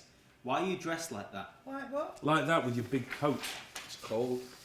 But you're not dressed like somebody dressed for the cold. You're dressed like somebody trying to look interesting. Is it because you're an intellectual? No. What? Is it because you're all sad and gloomy? Can we count on your vote in the next general election? Aren't you a bit young to be in the Conservative Party? Not anymore, not nowadays. All sorts of people in the Conservative Party nowadays. Yeah, mad people. I'm probably going to go now. I should know and all. What do you mean? You're John Connolly. You're John Connolly. Ah, we've even flagged it out. You keep it, Josh. Keep it. You're John Connolly. You're John Connolly, aren't you? How do you know my name? How do you think? I've absolutely no idea. I've watched you every day for the past 3 weeks. You live on South Cliff Road, off Reddish Road, by the golf club. You only just came here. You're training to be an accountant. You're working for Jason Kirkby as his assistant. You come from Bradwell, in the Hope Valley, which is dump. Believe me, if anybody knows whether or not you look sad and gloomy, it's me. And you do so. There you are. You better just live with it, because it's actually the truth. I'm Kathy. Hi. Very good, lovely final speech there. That was really nice, well done. Some of you might have seen this play, so you've got slightly privileged kind of insight into some of the questions, but I think we can still ask them anyway. It's the opening scene, it's the opening encounter of the play, we don't need to give it any context. If I were to say to you that when I wrote that, in the writing of that scene, in my head there was one character that very much wanted something from another character, and another character who was acting in response. One person was acting on their desire, and the second was acting on their response. If I were to say that to you, because that's how I was thinking about the writing of this scene, who would you say was acting out of their desire? I was thinking tennis analogies. I'll come back. You know, it's like a tennis match, and one of the characters is serving. They're acting out of their desire, and the other character is receiving the serve and acting in response. Kathy's acting on the... Yeah, cool. Is that pretty... I mean, it's not that John's not doing anything, but it's Kathy's serve, yeah? She's acting out of a desire. If I were to say to you, if we agree on that, Kathy's acting out of a desire, what would we say that Kathy wants? She's definitely intrigued by John. What does she want? And she's... John. Yeah. It's a basic kind of kernel of human behaviour. Kathy wants John. It's a really, you know, it's a useful starting point to any scene. If you're stuck for an idea of where to start a scene with, I have to tell you, going to Moscow and getting John, or the equivalent thereof, work as starting points. So I'm going to play a game with you. This is quite a fun game in a normal workshop. But on a workshop which is being watched by my mum on the internet is a little bit embarrassing. But we're going to play it anyway. I need 2 actors. I need somebody who can read the role of Kathy. Who'd like to read the role of Kathy? Yeah, man. Very good. I need somebody to read the role of John. Yeah. Very good. It was I wasn't looking. Okay, cool. You're going to read John. You're going to read Kathy. Great. So you're going to read the scene. And what we're going to look at, we're going to look only at Kathy to play this game. I want you to look at the things that Kathy is doing to John. Not what she's saying to him, not the language. We're not thinking as writers, we're thinking as rights. What is she doing to John? when you think that her tactics towards John, as she tries to get what she wants, which is John, when her tactics change, I want you to shout out at the top of your voice, "Tactics!" At which point the beautiful man filming this gets really nervous because I shout, it's so loud with my microphone right here. I need to shout out, "Tactics!" And tell me what tactics Kathy is using. Don't whisper, don't be polite, don't worry about him. Don't go, "They're tactics," because I won't hear you. If you identify a tactic that Kathy is using as she tries to get John, shout out at the top of your voice, "Tactics!" Everybody understand the rules of the game? Super! All right. Yes, you definitely can. You can interrupt yourself for sure. So, John Conley and Kathy Hare outside the front of her house. What are you doing? Tactic. Hey! You get the game already. Great. So, what's the tactic on the line? What are you doing? Well, she's calling his attention. She's calling his attention. Superb. She's calling his attention. So, what I'm going to ask you to do is I'm going to ask you to describe that tactic in one word that completes the sentence that starts with Kathy and ends with John. So Kathy, something's John. What's she doing? Kathy sees John. Is that her action on the line, to see him? Kathy interrogates John. Interrogates John would be one, yeah, for sure. But that wasn't quite what you were saying, because I like what you were saying, that she's getting his attention. So is there a one... Summons? Yeah. That's really nice. What, huh? Hails. Summons and hails. Great. Interrogate, summons and hails. Nice. In 3 words. Yeah? So let's keep going with our actors. It's like rehearsing with Katie Mitchell. No, it's not. No, it's not. Damn. It's a good job it's only my mum watching. Right, yeah, right, carry on. What are you doing outside our house? Tactic. Yeah, what's the tactic on that? I'd say that is more interrogation than in the first one. All right, but anything else? She's got interrogating, summons and hails. What are you doing outside our house? What are you doing outside our house? She specifies, but that's not active enough. But huh? Attacks. Almost. Because she's kind of claiming, she's claiming what? Oh, yeah. She's claiming territory. So she's claiming territories. He's warning. Yeah? So attack and warn. Attack and warn. Right, carry on. Are you completely deaf or something? Tactics. Very good. Which is what? Insults. Insult. Anything else? Insult and mock. Great. Super. So on the first line, we've got interrogates, summons, hails, attacks, warns, insults, and mocks. Great. Carry on. No. Why are you standing outside our house? I'm delivering pamphlets. Don't be tentative. Don't be afraid of the Tactic. internet. Tactic. Very good. What's the tactic there? I hadn't got that far. I just knew it was a tactic. Say hound. Oh, nice. Hound is great. On which line? On what you're doing Sunday outside our house? The second repetition of that question. She's hounding him. Yeah, lovely work. And you know, on the, are you completely deaf or something? Yes, good. Is she trying to understand him? So she's diagnosing. She's diagnosing. Yeah. Kathy diagnoses John. Lovely. This is great work, guys. All right, carry on. I'm delivering pamphlets. You're doing what? For the Tactics. Go on, David. I'm running out of words. Status, something statusy. So belittling. Belittling him. Go on. What are you saying? Something to do with confusing. Like the question isn't the question. It's just the, like you say, tennis, just bouncing it back. Like great, very good. So I was going to say undermining. Great. Or teasing. Teasing, lovely. Yeah. Right, let's do it. I was going to say let's get to the bottom of the page. We might not make it to the bottom of the page before 9 o'clock. Right, carry on. For the Conservative Party, have you thought about who you're going to vote for in the next election? Are you being serious? Don't I look it? Tactic. Go on. She belittling. Are you being serious? Was it confrontation almost? So confronts him. Yeah. She confronts him. Great. Let's keep going. And so I'll just remind you what we've got so far. So try not to only do it if there's new ones. Yeah. Interrogate, summons, hails, attacks, warns, insults, mocks, hounds, diagnoses, belittles, confuses, undermines, teases, and confronts. Keep going. Don't I look it? You don't exactly look like a politician. tactics. Go on. Demeans. Great. and keep going. Let's keep. I'm not a politician. You're not exactly dressed like a politician. But I'm not a politician. Can we count on your vote in the next election? You look more like a psychopath than a politician. Flipping heck, I'm not a psychopath either.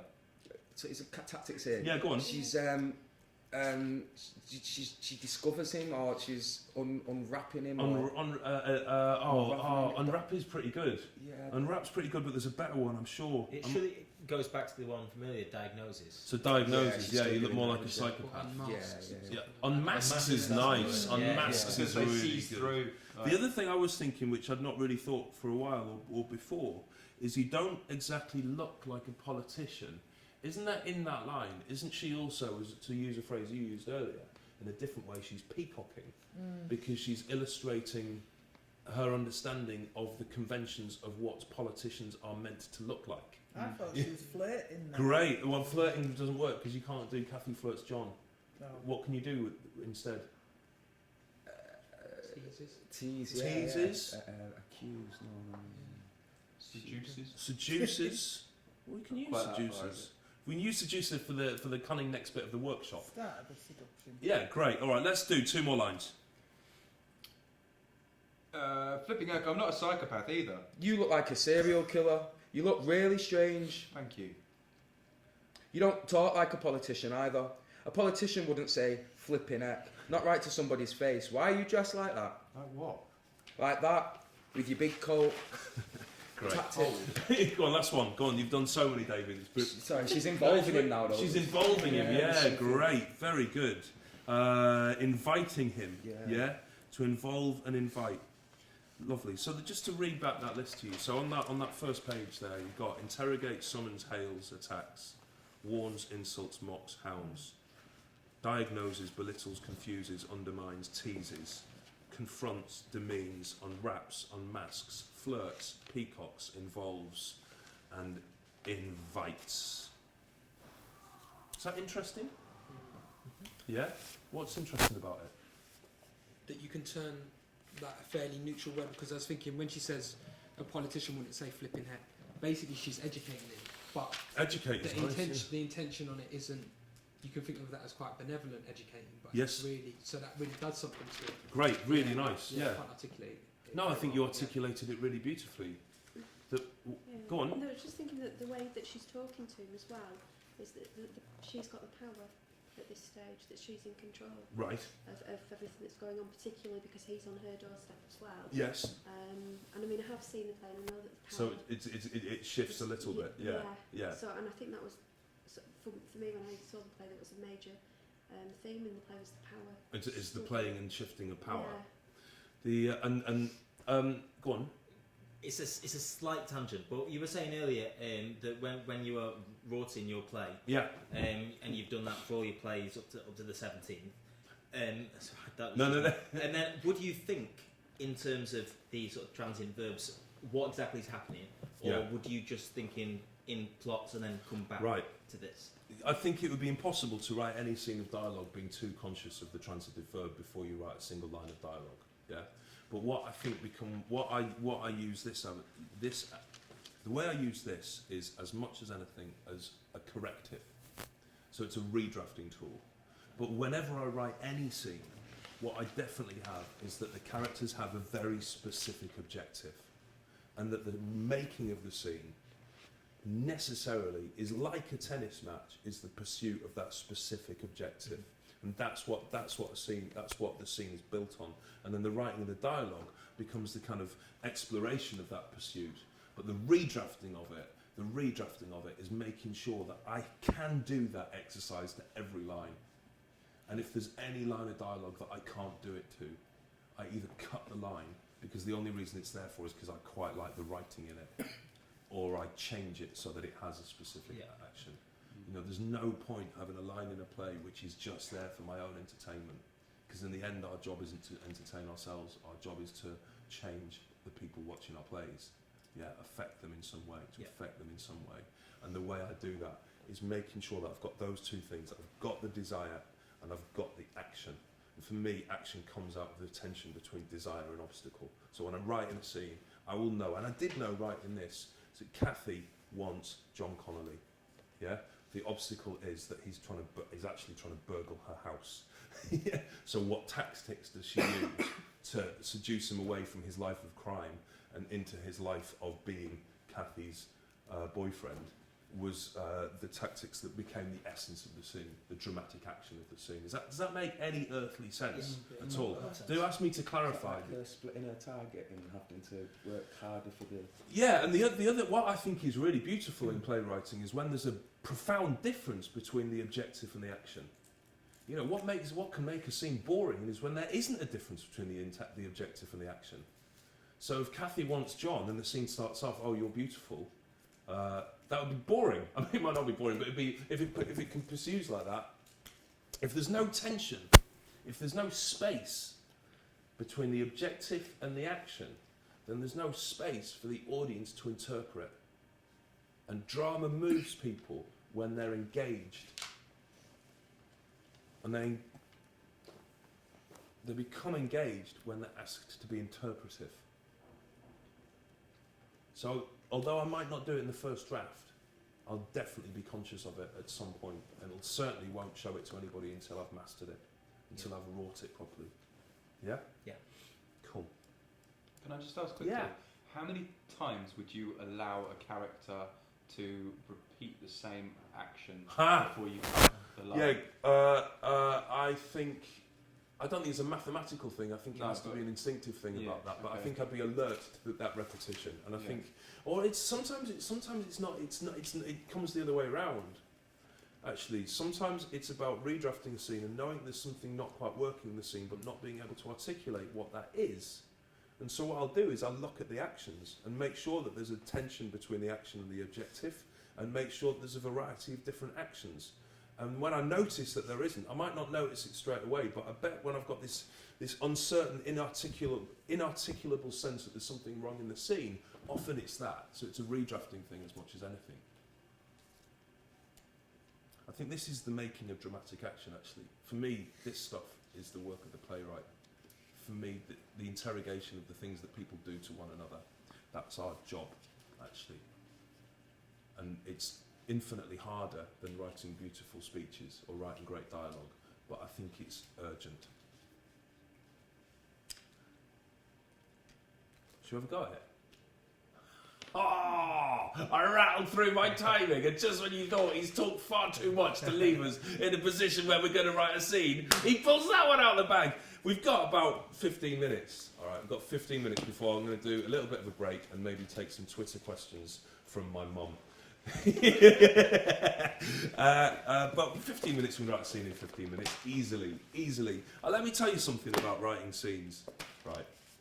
I've met in my career, I think I've possibly met nearly 1,000 playwrights. I think that's probably not out of the question, actually. The amount of workshops I've done, the amount of times I've been lucky enough to meet playwrights, from St. Carol Churchill down to 10-year-old kids that I've taught, I've met a lot of playwrights. If I were to ask any playwright, what can any of those 1,000, any of the 1,000, what conditions are your favourite conditions to write in? I don't think there's a single one of the 1,000 who would say that their favourite conditions for writing are A, in a room surrounded by other playwrights, B, in a room surrounded by other playwrights with one of them telling us we've got to finish in 10 minutes, or C, doing that live on the internet towards that guy's mum. So, the likelihood of you writing anything good in the next 15 minutes is tremendously slender. So release yourself from that pressure. You don't need to write anything good. And I'm not actually going to share it. I'm not going to share it with each other. I'm certainly not going to share it on the internet because it's not fair. The point isn't what you produce. The point is the process. All right? We're just going to do 15 minutes of thinking a little bit about using some of this stuff in a process. And this is what I'd like you to do. I'd like you to go back to your notebooks and I'd like you to read what you wrote about remembering and noticing. And I suspect that in those two paragraphs there will be people other than you. You might talk about a person that you remember, you might talk about a person that you notice. There'll be somebody other than you. I'd just like you to read what you've written, and if there is somebody other than you, just kind of put a little mark in it or underline it or put a circle around it. I'm not going to give you a lot of time to do that because I do want to take Twitter questions from my mum. I've repeated that joke about 7 times. That's an example of your question about when do you know you repeated something too much. Just then. Just then.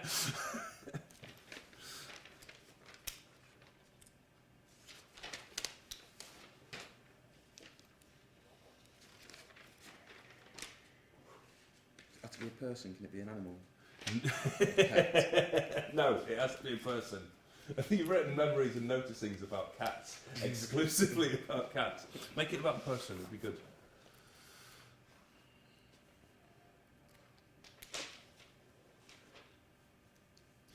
And what we're going to do, I'll tell you this now just because I'm slightly conscious of time. I'm going to ask you to use that person as a starting point for a character. Now, it's going to be a starting point for a character in a scene that nobody else in the entire world will ever read or see. So don't be embarrassed about using, you know, somebody very dear to you or somebody in the room, you know. Just use somebody. We've just got to get a character. And you can change them. Has everybody got somebody that is at least a starting point for their next 10 minutes writing? Yes. Yeah? Cool. I'm going to ask you a series of questions about that person. And these are questions which I often ask myself when I'm writing. I think it's profoundly unlikely you're going to know the actual answer for the real person as I ask these questions. But I'd like you nevertheless to answer them. And as soon as you do answer them, that person stops being the real person and becomes a fictional character. And you can change their name. So their first question is going to be, what are they called? And if you want to change their name, you can change their name in that answer. What is this character, not this person? This character based on a real person. What is the character called? Give them a name. If you want to use the real name, you can, but if you want to change it, you can. And how old are they? And again, if you know their age and you just, for the sake of the next 10 minutes, want to change it, then do. I've generated characters by noticing, in my career, definitely by noticing people in real life and then imagining them when they were older. Imagining a real person when they were 80, or imagining them when they were 9 years old. I've taken people I've observed and made them characters, but just changing that fact. And then the third question, and you'll like this one, is what gender are they? What's their gender? And listen, there's about 5 plays which you probably know of my career, or you might have known out of my career, where I've started off writing a character who's male and changed them to female. Port started like that, Harper Regan started like that, the grandmother at the end of Pornography started like that. It's a really good thing. You've got a character who's interesting you and they're male, make them female and see what happens. Or vice versa, you've got a character who's female and they interest you, make them male, see what happens. Alright, when were they born, this person? And make it specific. Try and make it specific where they were born.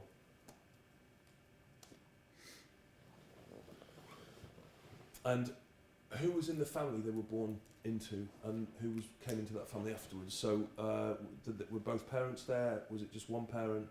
Did they have any siblings? Was there anybody else in the house? Did they have any siblings join them after their birth? Did they have a younger sibling, a younger brother or sister? Did a parent leave? Did a new parent arrive? Who was in their family when they were growing up? What if you don't know their things? You make them up. Ah, shit, of course. Yeah? This is when they stop being a real person and become a character. You Nice make one. them up. That's it, Yeah? Thank you. And what's important isn't the real person. What's important is that person on your page. Yeah? You don't need to honour the real person, you need to honour that person.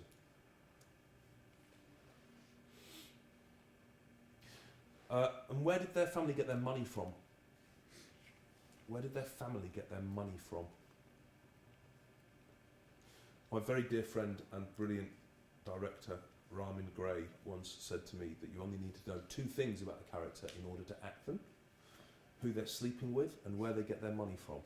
I think that's slightly simplistic, but I think it's a useful thing just as a writer to think about who was in their family, where are they from, who's in their family, where did they get their money from.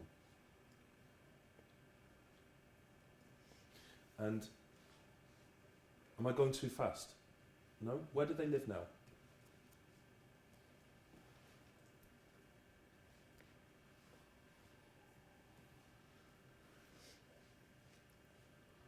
And who do they live with?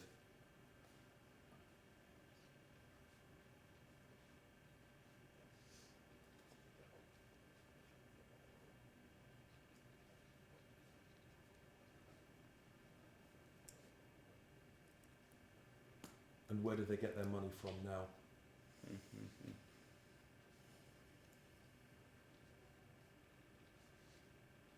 It's quite interesting the distance between those first two answers, or those financial answers, the difference between where somebody's parents got their money from, or somebody's birth family got their money from, and where they get their money from is the story of a life. Similarly, who they lived with when they were born and who they're living with now is the story of a life. Okay. What do they want right now, this second, before they go to bed tonight? What do they want before they go to bed tonight?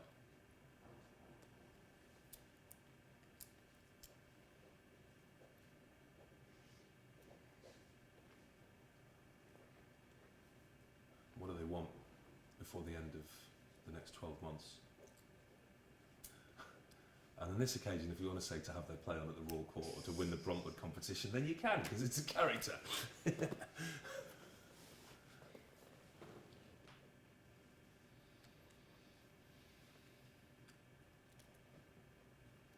And what do they want before they die?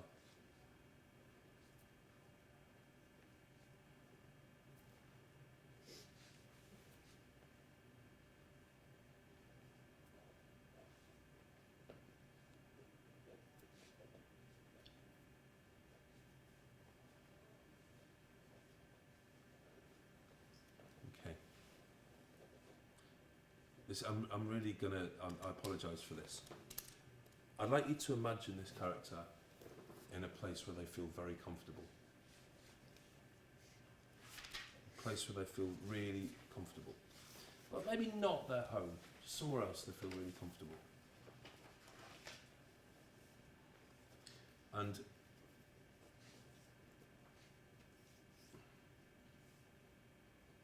with them in this space is a stranger they have never seen before. I'm not going to tell you anything about the stranger. You can discover the stranger in the process of writing. I'm going to read you that list of transitive verbs, and I'd like you to choose 3. I'd like you to choose 3 of the verbs from the list. All right? So, interrogate, summons, hails, attacks, warns, insults, mocks, hounds, diagnoses, belittles, confuses, undermines, teases, confronts, demeans, unwraps, unmasks, flirts, peacocks, involves, invites, educates. Do you want me to read that again, or have you got your 3? Do you read them again? Yeah. So you just make a note of them. Interrogates, summons, hails, attacks, warns, insults, mocks, hounds, diagnoses, belittles, confuse, undermines, teases, confronts, demeans, unwraps, unmasks, flirts with, I don't know how that got in there, peacocks, involves, invites, and educates. Yeah? What I'd like you to do is I'm going to ask you to write down on a clean piece of paper number 1 to 14 with a few lines in between each number. 1 to 14.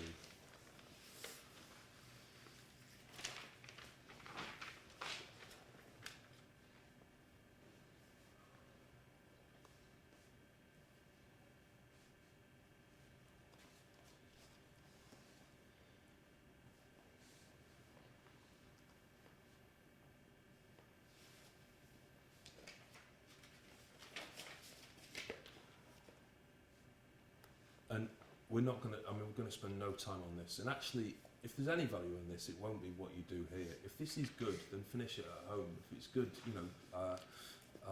take it away with you. Take the approach away with you. But what I'd like you to do, I'm going to give you about 5 minutes, is to write a scene in which your character, at various points in the 14 lines of the scene, does those 3 actions to the stranger. All right? So you've got a 14-line scene. You've got a character you've done a small amount of work on. And you've got 3 actions which your character is going to do to the stranger. In the process of them acting on the stranger, you will discover who the stranger is by the way they act in response. Do you understand that as an exercise? Really, has anybody got any questions about the exercise? Because if you've got them, other people in the room will have them and they'll be too shy to ask. Or my mum will have them, definitely. you say somewhere they feel comfortable or somewhere they don't feel Somewhere they feel comfortable. I was feel basing it on the opening of Blindsided. Right, yeah. So where that's done it in her home. Yeah? So somewhere they feel really relaxed and there's a stranger there. All right? And you can't flip. Sorry, you can't flip that. You can't. The stranger can't be hailing. No. Okay. No. No. We're not going to spend long on it. We're really not going to spend long on it at all. Not least because the brilliant people here haven't made a little slide for the camera, so they're just going to be watching you write. Although, I swear, at one point in my life, I'm going to write a book about teaching playwriting, and it's going to be called Watching Other People Write, because I think it's one of the most beautiful things you can do is watch somebody write. And it's what I'm going to do for the next 4 minutes. Good luck, have fun with it, enjoy it.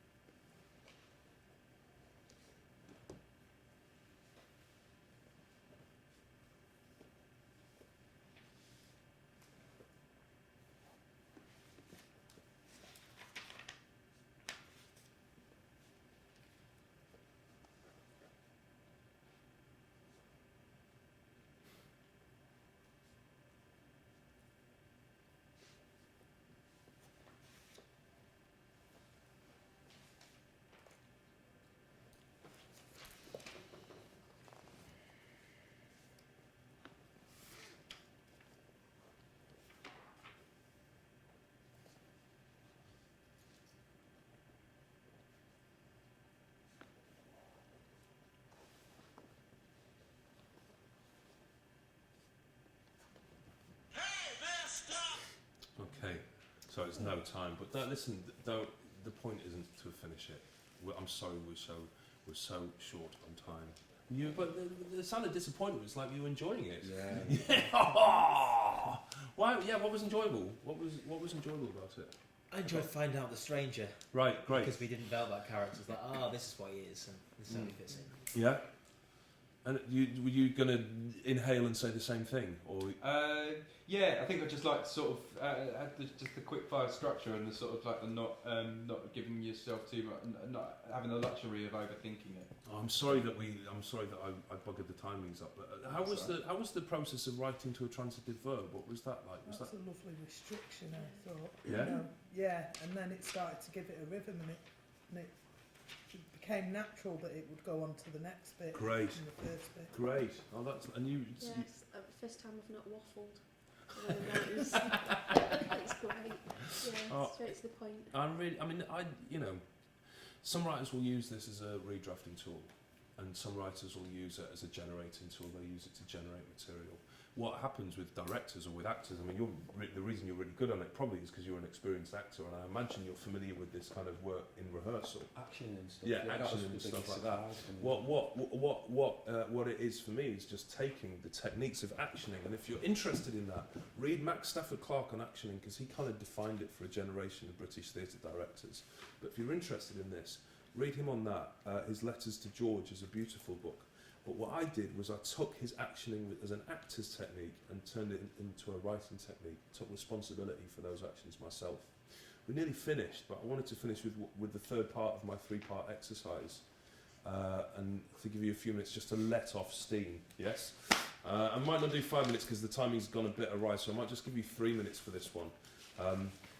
But it's a different subject. It's the same idea. It's writing a paragraph, yeah, or writing a series of sentences. And this time, having done the past with I remember and the present with I notice, I'd like you to go on to the future and write 3 minutes this time, my friends, on things that you will. So I will, and then the sentence I will, and just keep going, write automatically, and then you're done. And your 3 minutes start now. So, well done. Thank you for bearing with me through that. So I really enjoyed myself. Going at breakneck speed, but I hope it was useful for you guys. And I gather my mum's written in some questions. This is Kate from the Bruntwood Prize. Yeah, not quite your mum, but Andrea on Twitter, she said, when you write a play, do you ever think about what happens to the characters after the play is finished? Do you know what? I ordinarily really don't. And I find it quite... Sometimes I find it really odd. Sometimes I find it really odd when people ask me about the future of the characters, and I normally kind of say something like, well, you know, after the play finishes, the characters become the actors again, and they'll probably be in the bar. Because for me, the characters only really exist in the life of the play. They're not real. They don't. They have an imaginary life, which I imagine, as long as it informs their behaviour, but their actual concrete future, as opposed to their desire, doesn't inform their behaviour. And what I'm interested in is the things that they do.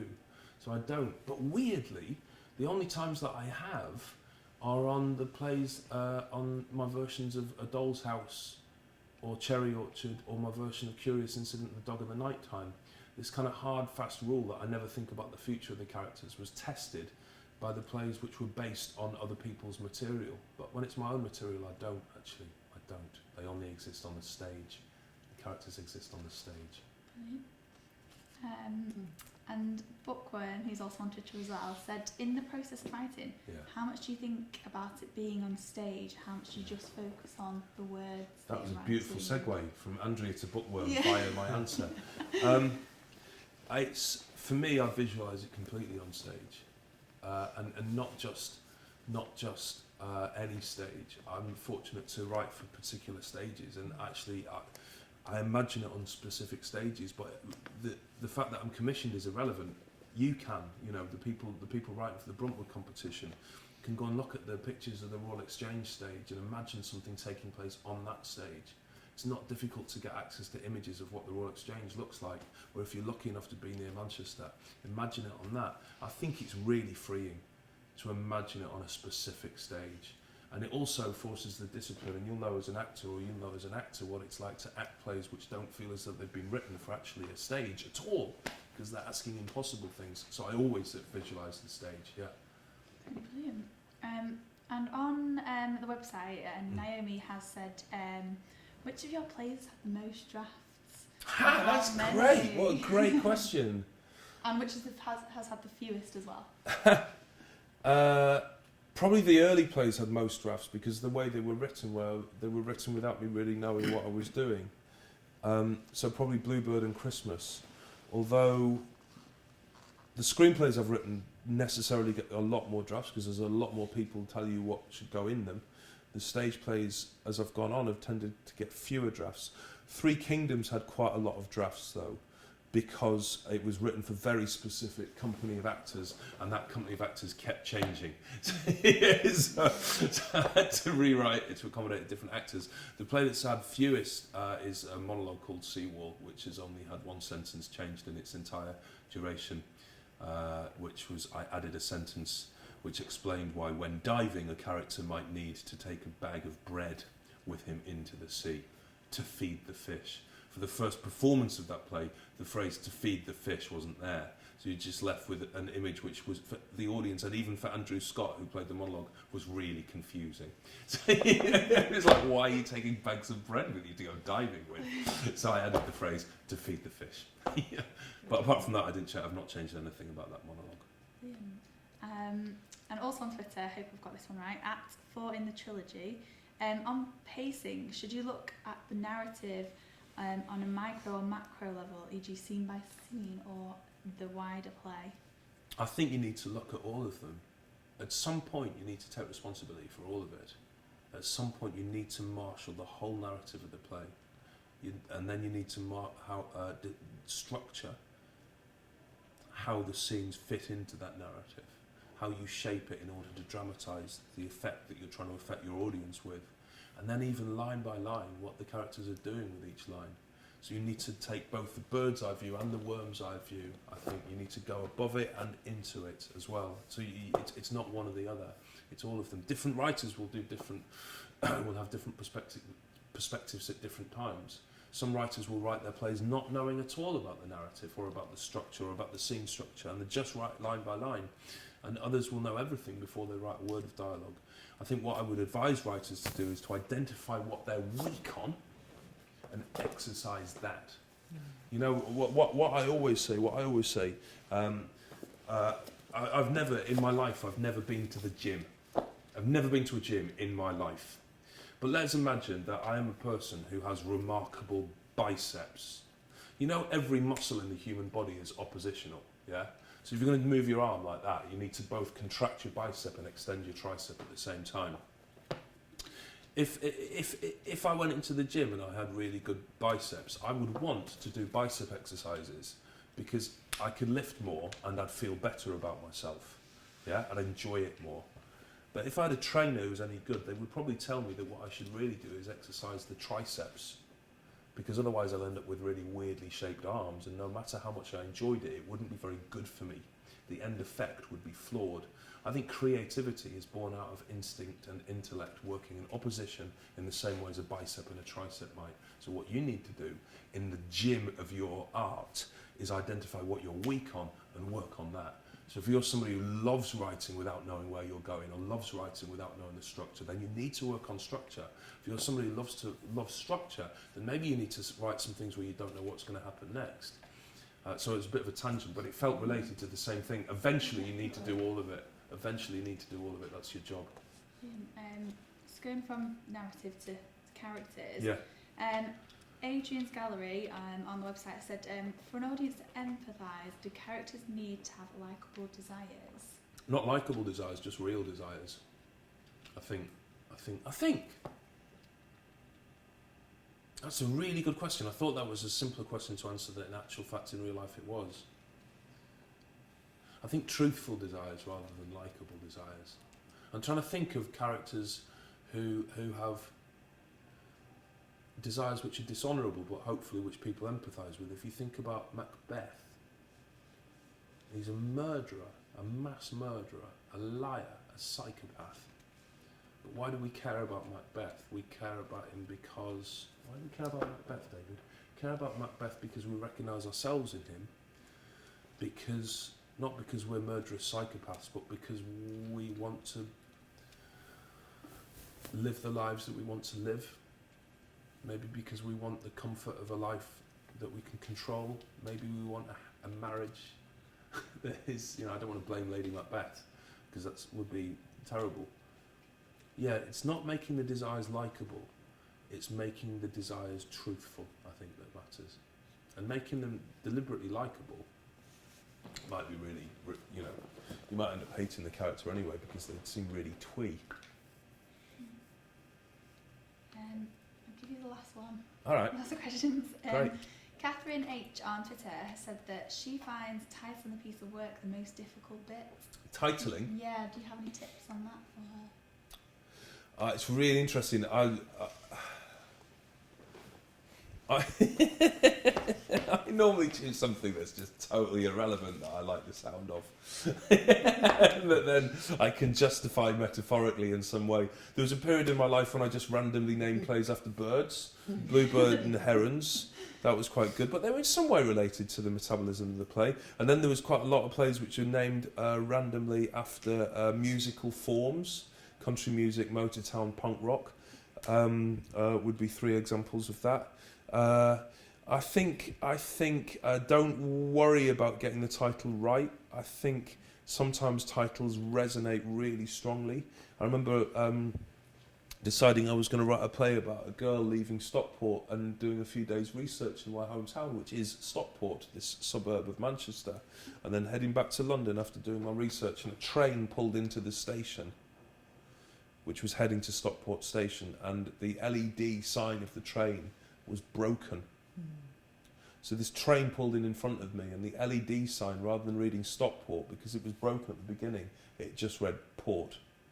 And this train came in with Port as the title, and it was like it was a gift. So I would say be alert to the words that are around you. Don't worry about describing the play. Capture the metaphor of it, capture the essence of it, and that might be a piece of music, it might be a word, it might be a line from a poem, like On the Shore of the Wide World. It might be an image of a place, it might be the name of a character, but don't worry about describing the play, just get the spirit of the thing. So at this point I need to tell you lot out there that your job is not just, sorry Mum, it's not just to watch me on the internet, it's to write a play, and all of you lot as well here. And the deadline I think I have written down somewhere in my notebook is I've written it down somewhere, yes, here we are, it's the deadline is the 5th of June. So by the 5th of June, you've got to submit your plays to, it's written on here, writerplay.co.uk. So get your submissions for this year's Bruntwood Prize to the website writerplay.co.uk by the 5th of June. There's going to be another one of these workshops, and it's going to be with a brilliant director, Dawn Walton, and she's going to be doing a workshop on this website on the 28th of April. Do make sure you come back and have a look at Dawn. And thanks, Mum, for watching, and the rest of you, I'll see you again soon. Thank you very much. You were really brilliant. Thank you.